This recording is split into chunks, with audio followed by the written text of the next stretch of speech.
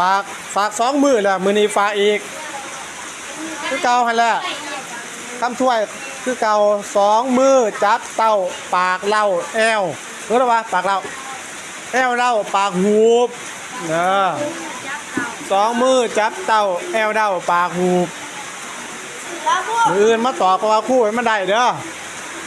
มื้อนี้พวกร้านติดบ่าวคู่อีกคือเก่าฝากเมื่อว่าบ้านนี่บ่มีไฟถามพ่อถามแม่ฮะ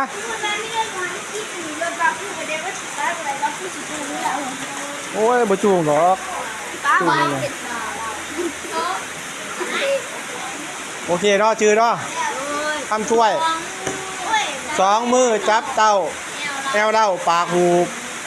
ชื่อไว้เมื่อถามพ่อใหญ่แม่ใหญ่แล้วตอนเพศมาตอบให้มันได้พอตอนเพศกับมืออื่นไผตอบได้ตอนเพศก็แล้วไปตัวนี้เป็นคำช่วยเป็นของฝากให้พวกร้านนี่บ่แต่ละคนให้ชื่อไว้ไผบ่ชื่อให้จด